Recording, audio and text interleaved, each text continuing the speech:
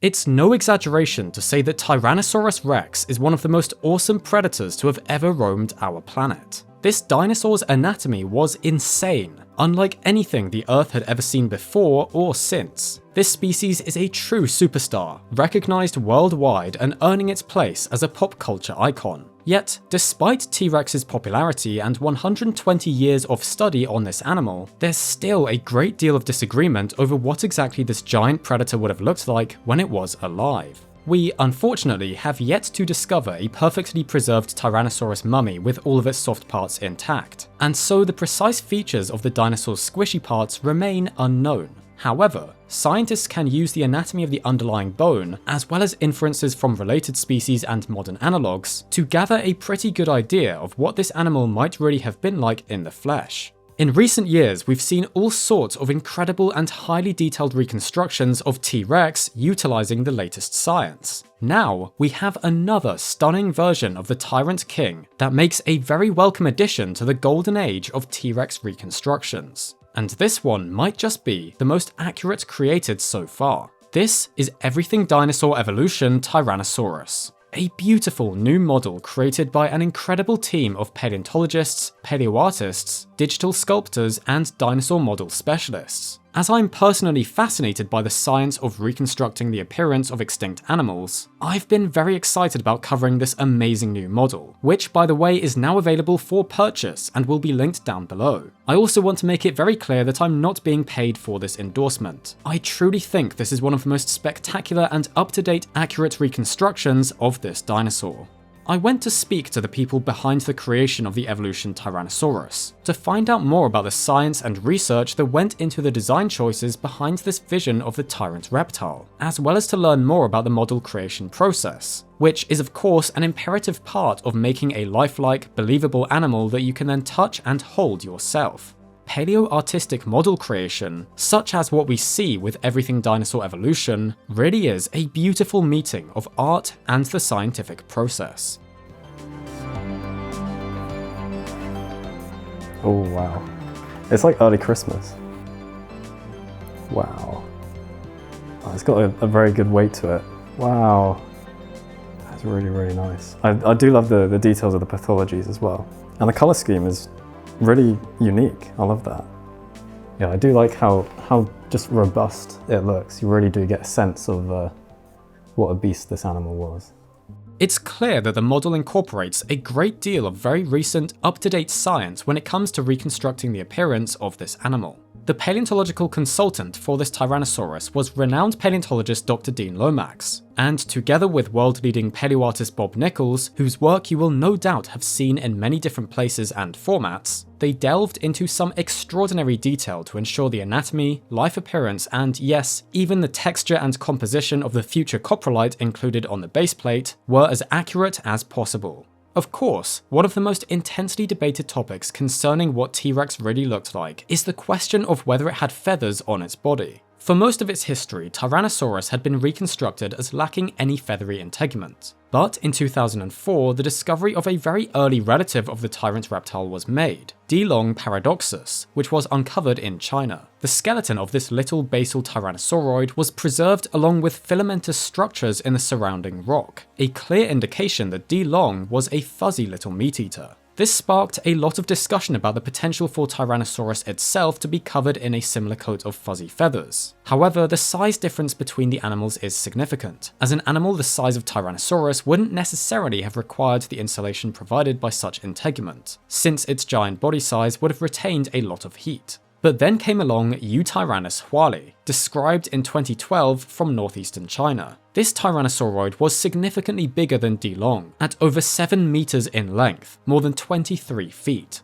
This predator was also covered in feathers. The revelation of Eutyrannus led paleontologists to hypothesize that an increase in body size in the Tyrannosaur superfamily didn't necessarily mean that the extent of feathering would be reduced to stop them overheating. Instead, having evolved from ancestrally feathered dinosaurs, some big tyrannosauroids retained an extensive coat, depending on the environment they lived in. The habitat of Eutyrannus would have been relatively cold for the time, so it makes sense that this big predator would have benefited from lots of insulating filamentous feathers. After the discovery of Tyrannus, there once again followed much speculation about how feathery T-Rex might have been, leading to all sorts of fantastic reconstructions of the Tyrant King as a big old fuzzball. However, the fun was not to last. 2017 saw the publication of a study that surveyed several members of the Tyrannosauridae family, including a specimen of T-Rex known as Y-Rex, with associated skin impressions. What they discovered was that Tyrannosaurids appeared to all be scaly, at least as far as the available skin impressions showed. The patches of scales from Y-Rex were all very small, but they were distributed across a fair amount of the body, including the sides of the neck, the top of the legs, and around the base of the tail. However, as Tyrannosaurus did evolve from feathered ancestors, and it is possible for an animal to possess both scales and feathers on its body, we can infer that a reasonable look for T-Rex would be with a limited feathering extent running down the top surface of the neck and body. And indeed, this is what we see with the evolution model. The beautiful sculpt includes some lovely feather textures starting at the back of the head and coating the top of the neck and torso down to about the level of the pelvis. A thoroughly plausible extent of feathering in the animal, based on the latest science. The anatomy of the scales themselves is also amazingly well done in the model, being very small and pebbly with lots of variable shapes, just like the fossilized impressions show. Now, one of the other subjects of much discussion when it comes to T-Rex anatomy is the infamous lip debate. Did Tyrannosaurus have exposed teeth when its jaws were closed, or did soft tissues hide them? I've talked a lot about this before, because despite how silly it may seem at first, it's actually a really fascinating debate. Many reconstructions of T-Rex give it a rather crocodilian-like condition, in which the teeth are permanently exposed to the air. This design is perhaps best exemplified by the Jurassic Park Rex, baring her teeth at all times and looking very menacing. However, there are some issues with this permanently exposed tooth condition, which were discussed extensively in a publication in 2023. It was shown that although dinosaurs such as T-Rex have quite large teeth, they could easily have been hidden when the mouth was closed, since modern animals such as monitor lizards have proportionally enormous teeth that are, in some cases, entirely covered by soft tissues when the mouth shuts. Additionally, comparing wear patterns of croc teeth to theropod dinosaurs suggests that dinosaur teeth were probably not always exposed, and the anatomy of the cranial bones and the arrangement of blood vessel and nerve openings are far more consistent with scaly lips being present in Tyrannosaurus. So looking at what modern lizards have rather than crocodilians seems to be the best bet for understanding T-Rex lips. Although the Everything Dinosaur Evolution model is sculpted with the mouth open, it does indeed feature lips. Picturing the mouth closed, you can see that extensive extraoral soft tissues would hide the teeth. The teeth themselves are very well done too, being deeply embedded in the gums. T-Rex skulls often look like they have enormously long teeth sticking out of their sockets, but this is actually often an artifact of the death and preservation of the animal, as the teeth slip out from the sockets slightly. Additionally, the variation in tooth size is fantastic in the model, featuring smaller premaxillary teeth at the front of the upper jaw and much larger maxillary teeth further back. I also want to briefly mention the anatomy of the tongue. Despite the many portrayals of T-Rex and other carnivorous dinosaurs that show them mid-roar flexing their tongue about, recent work has shown that theropods such as tyrannosaurs would have had rather immobile tongues. Looking at the hyoid elements, the bones that anchor tongue musculature, of various dinosaurs and pterosaurs, paleontologists found that only certain herbivorous dinosaurs, such as ankylosaurs and hadrosaurs, plus birds, had hyoids that allowed the tongue to be flexible.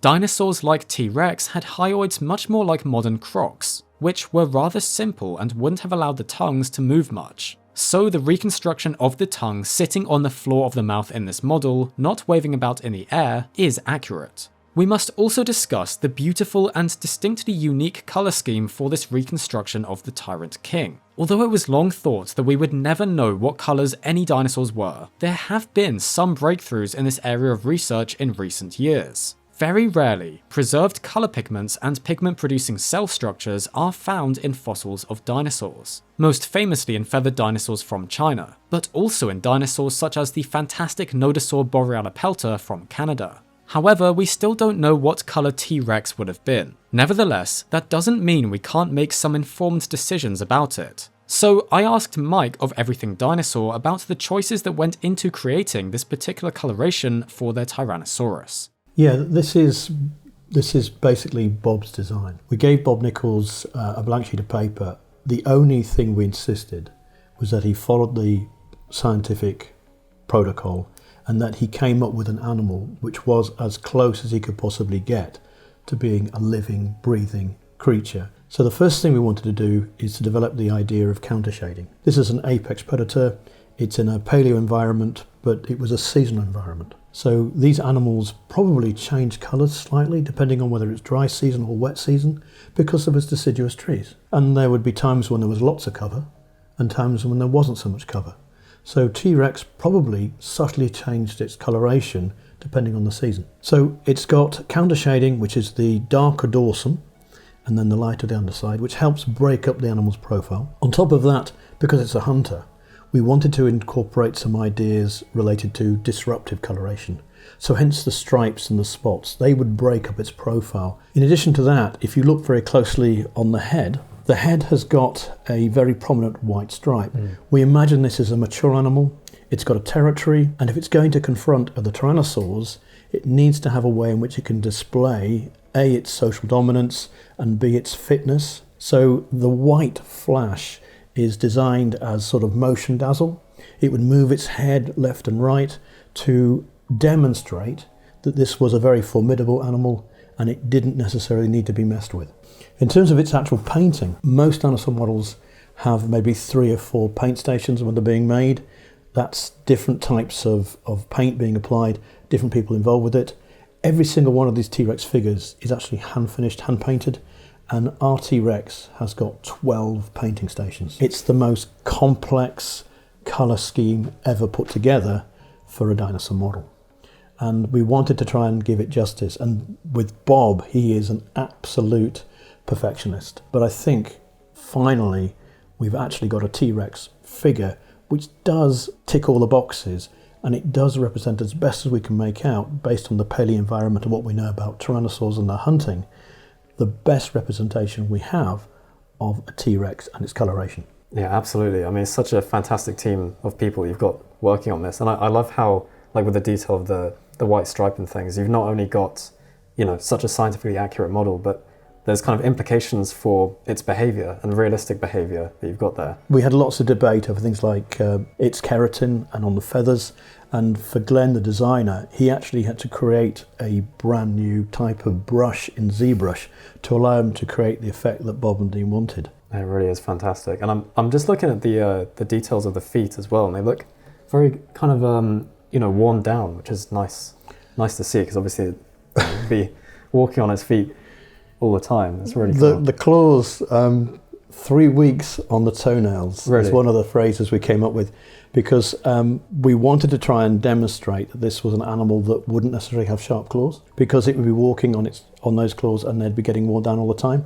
So the claws were probably quite blunt, and it took a long time to get Bob and Dean and Glen happy with the final design. But you're absolutely spot on, Ben, when you say that it's about looking at the little details and it's trying to really get to grips with this as being a living, breathing animal, rather than something you might see on the cinema, rather than you might see in things like Jurassic Park, Jurassic World. It's about trying our best to depict the animal as it probably really was. Not only are the claws realistically blunted and the appearance of the feet quite worn, but the arrangement of the different scale types adheres closely to the latest scientific evidence. Based on what appears to be the standard among most large theropods, these animals would have had widened scales, known as scutate scales, running down the tops of their toes and feet, similar in structure to what we see in many modern birds. I also really love how, looking at the bottom of the feet, you can actually see the individual toe pads that would have helped to cushion the mighty steps of this dinosaur, and they splay outwards in a very lifelike and convincing fashion, properly conveying the immense mass of the animal. Additionally, the sides and undersides of the toes would have been covered in very small, so-called reticulate scales, as shown by impressions of T-Rex's close relative Tarbosaurus, for which skin impressions from footprints have been found. These very fine reticulate scales are again incorporated into the Everything Dinosaur model. One of the other very notable aspects of the model is the presence of injuries on this animal. Tyrannosaurus rex led particularly violent and painful lives, as suggested by the various paleopathologies discovered across the skeletons of these ancient beasts. Not only did they endure broken bones and bites inflicted by other tyrannosaurs, but they also appear to have potentially suffered from parasitic infections.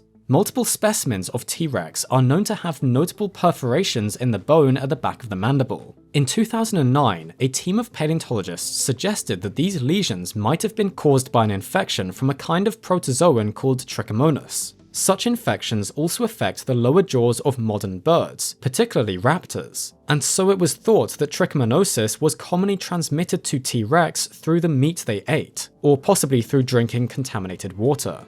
Other studies, however, have favoured an alternative explanation for these lesions, suggesting that they were made by other Tyrannosaurus individuals during aggressive encounters, as the damage appears more consistent with healing patterns in bone that occur without infection. This being an individual with a pathological condition on the mandible is another brilliant detail to include on the model, and it really gives it a sense of individuality, as well as a feeling that this is a real animal that suffered during its lifetime.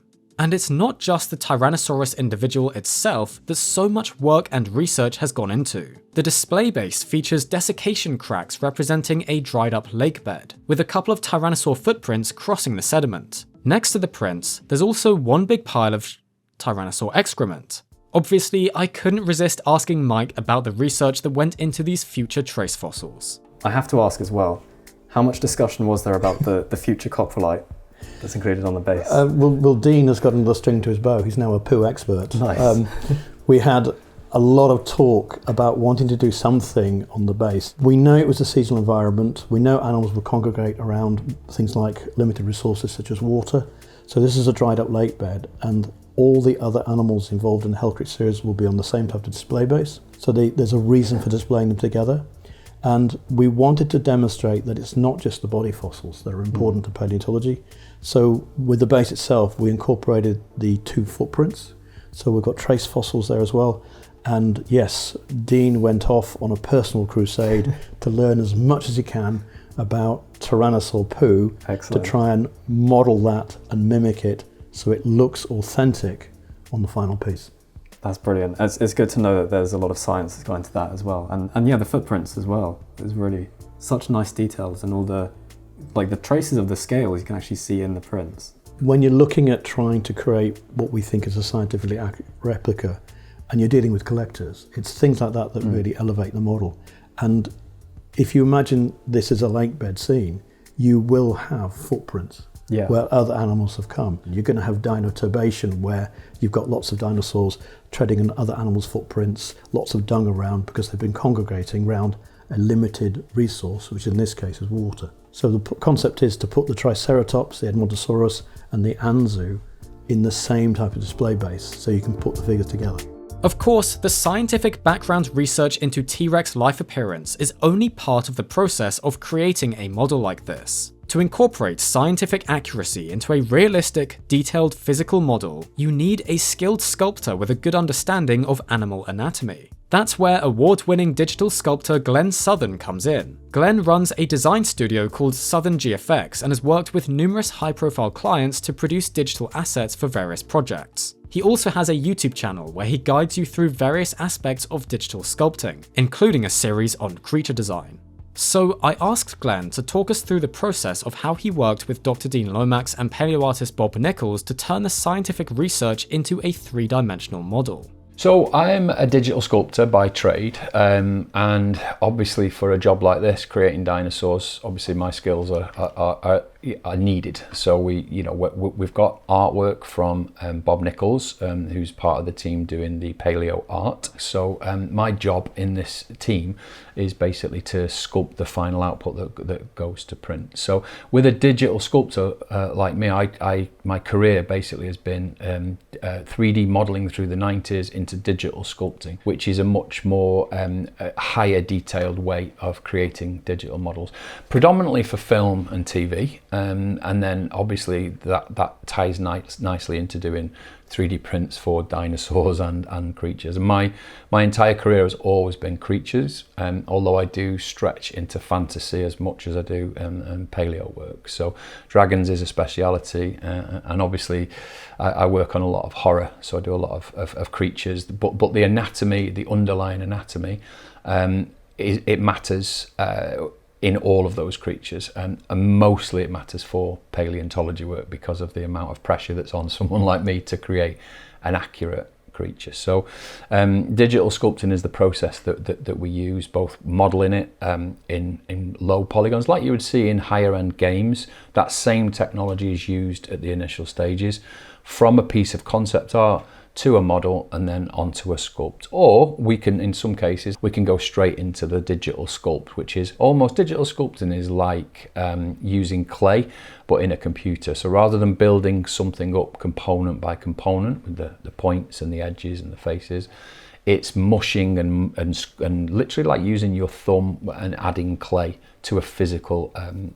sculpt. So the most interaction will probably be between myself and Bob. So it's the paleo artist who's done the imagery and the paleo sculptor, me doing the sculpting. We did the most of I would do a pass, I would do a model, and then pass it back to Bob. He would draw over it, we'd work it out, we'd talk that through with Dean, then it would come back to Bob, then back to me. And over all of that, obviously Mike and Sue here at Everything Dinosaur will be checking on that and agreeing it as the main clients. Now, Bob and most paleo artists will do what we call turnarounds. So they'll show it from the side, they'll show it from the top, they'll show it from the 3/4 is always a really important one. But it never works like that, where you just convert that to a 3D model. There's always a compromise between a 2-dimensional painting and drawing to then bringing that out into the real world and making it, you know, one thing that's really important is it's got to stand up, for example. And weirdly, from a 3D modeling point of view, it never works out of the box. There's always tweaking. And we made our first iteration, we modeled it, did a little bit of a sculpt, printed it as a test print, and it stood up. So that was probably the best win we had in those early stages.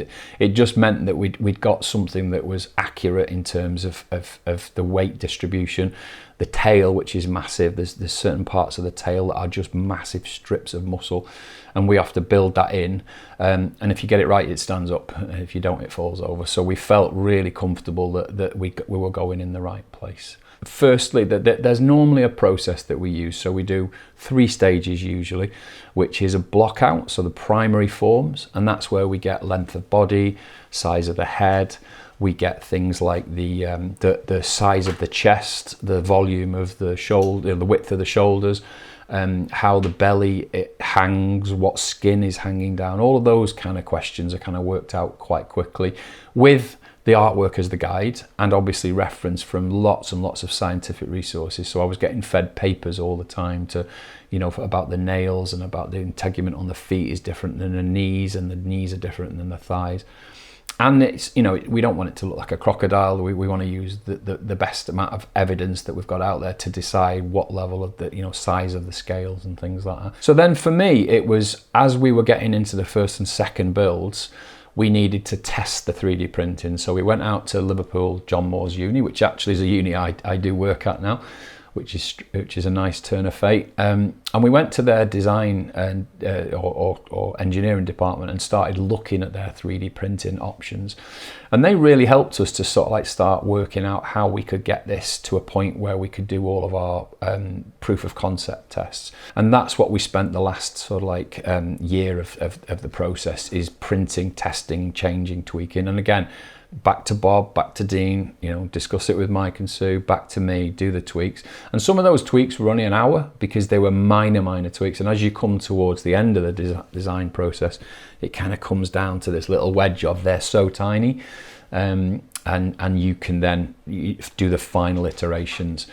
And then onto the final really. So we then do A lot of the ones we did, because it's quite a long model, we still did it as a split, and we hadn't seen it as a full model. So the factory made us a one-off print, and actually got it hand painted as well to test it, and that started the final run of where we got to finish this process. It's very old-fashioned technology at the final point. It's in injection molding, so it's what you see on normal, toy lines, as well as scientific models, as well as mechanical parts.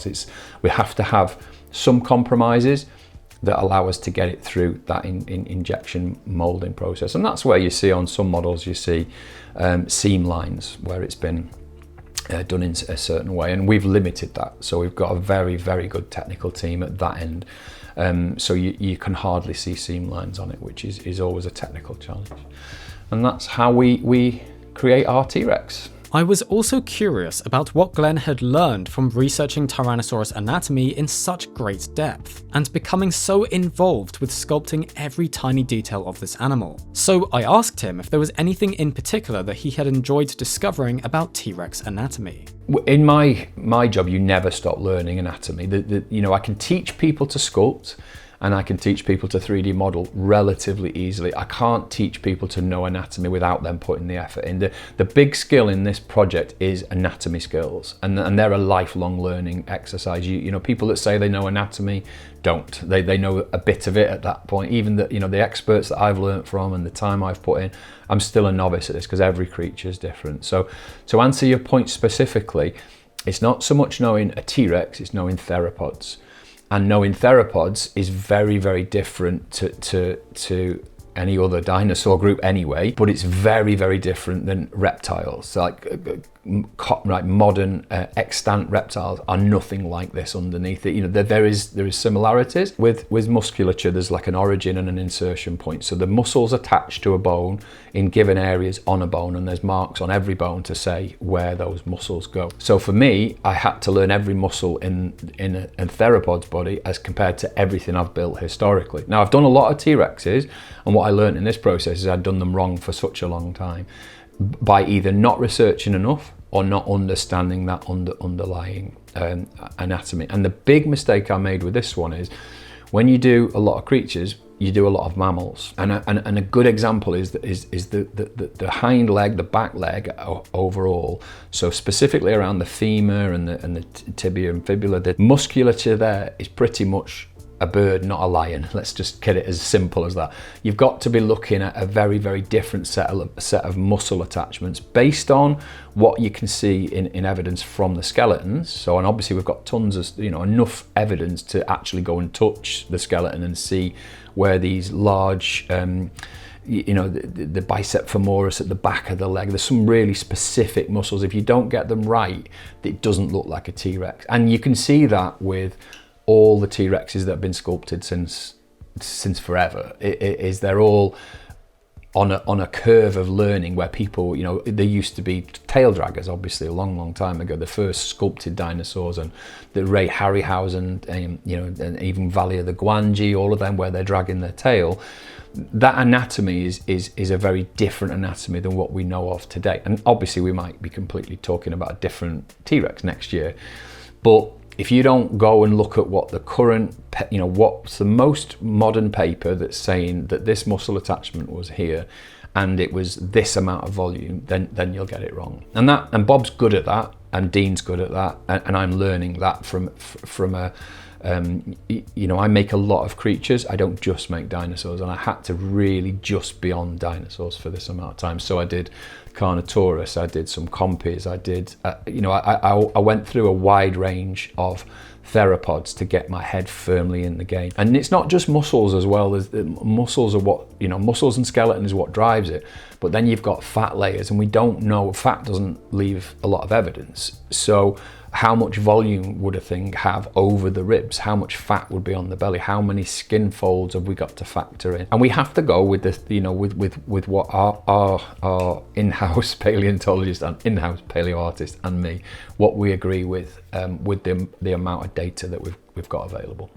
Another thing that really impressed me with the Everything Dinosaur Evolution T-Rex was that, in addition to rigorous attention to science and world-class digital sculpting, so much thought has been given to every single aspect of the model's design, including the packaging, the addition of collector's items, and even the experience of physically unboxing the model. But what we wanted to try and do is to find a way of communicating with our collector's audience.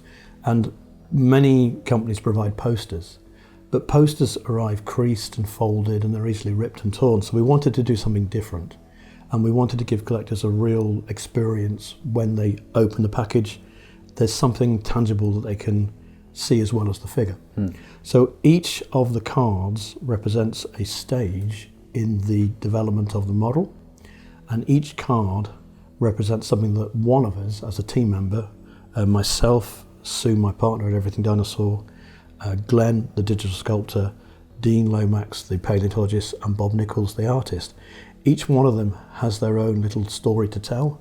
So of the 5 cards that we produce, which are available in the Collector's and Founders Edition, those cards tell the story from another person's perspective, part of the team. The 7th card is an original drawing by Bob Nichols, and Bob, bless him, has signed that personally. It's not printed, that is Bob's actual signature incorporated onto the card.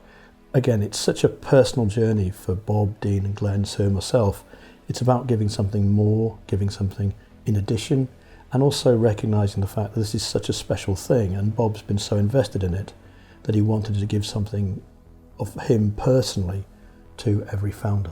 So you mentioned that there's also this lovely map of North America on the actual box itself, and then you've got this hexagon marking a very special place in North America. The idea behind this is that these are all dinosaurs from the Hell Creek Formation. If you hold the box at a certain angle, you'll see a map of North America as it is today, and the green hexagon, that highlights a specific place in Montana, which is near the town of Jordan, and that represents the location, which is the strata from which all Hell Creek Formation material is compared to. That's the idea behind that, so that on the box itself, all of the Hell Creek series figures will have that spot and that map, indicating that that is the ground zero for the Hell Creek Formation. Adding a little bit more science, a little more geology, actually into the physical packaging. The Everything Dinosaur team has also put a great deal of thought into the model's extra features, including a digital product passport, which helps to give dinosaur model collectors even more of a sense of community, as Mike explained to me. If you take your mobile phone and just scan that, it'll open up a dashboard and that'll give you the Tyrannosaurus Rex digital product passport. Now within there's all the information about traceability and manufacturing and product safety, which are now legal requirements. But with us, we've been able to brand it in our own corporate identity, and there are various tiles that we can add, such as there's one where we've got model photographs. So collectors can take a picture of their dinosaur model on display, send it to us, and they can put it into the digital product passport so that every other collector around the world who's got one of those boxes can scan it and see it for itself. We recognise that many people who collect dinosaurs love the idea of sharing information about the displays and showing people how they put them together and what sort of dioramas they've built. So why don't we give people the opportunity through that technology to be able to display it, and it becomes part of the Tyrannosaurus Rex story. Another aspect I particularly admire about the Evolution Tyrannosaurus is the effort that the Everything Dinosaur team has put into ensuring that every part of the packaging is recyclable and responsibly manufactured. I asked Sue to tell me a little more about how they went about making sure that everything could be recycled. Yeah, so this is the packaging the model actually came in, and I know it's very important to you that it's all recyclable and environmentally friendly. Yeah, we tried to, when we were designing the model, an awful lot of current models come with a lot of plastic packaging, and we wanted to get away from single-use plastic and try and recycle pretty much everything. So when the tray, it actually comes in the tray, which is recycled compostable cardboard. The model itself is in the green cloth, which again can be recycled. And the tissue paper for the base. We also, when we were doing the actual box itself, it has the gold on it, and originally we thought about maybe doing it gold leaf, but that's not recyclable. Would it look nice? But again, it's not as easily recyclable as doing anything else. One of the things we wanted to do is get away from when the models are sent out and they're in a box, they're usually sent out with bubble wrap, which is what a lot of companies use. But we wanted to get completely away from that as well. So we're completely changing our packaging. So you've got the recycled cardboard box, and it's also then we use a honeycomb paper, and we're also using zigzag shredded cardboard as well. So even the packaging that it comes in is totally recyclable. Now, hopefully you're setting the future standards for all dinosaur models, it seems like. Hopefully, yes, that's what we're intending to do, yes. Yeah. So much thought has clearly gone into every single aspect of the model, and it's really, really nice to see all the care. It's taken a while to get there, and we worked with a lot of different people, but also some of the companies we worked with, it was pushing them as well. So the packaging company that we worked with, they were used to just doing the easy thing of bubble wrap. So we said, no, we want something different. So it's pushed them as well, which has been quite interesting as well. And they're sort of like now saying, even the company that we use for our the packaging that we use, have actually now started to stock more of it, because they know it's the way it's going. It needs to be more recyclable, or totally recyclable. Yeah, that's brilliant. So making this series of models, you think, is really going to push all the other people involved to start doing we more hope of that. so. If we start with this, then yes, maybe we really can change the world one dinosaur model at a time. Yeah, brilliant. So, in summary, the Everything Dinosaur Evolution Tyrannosaurus is a seriously high quality and extremely accurate model, following the latest science to produce a reconstruction that's about as close as we can currently get to seeing the real animal.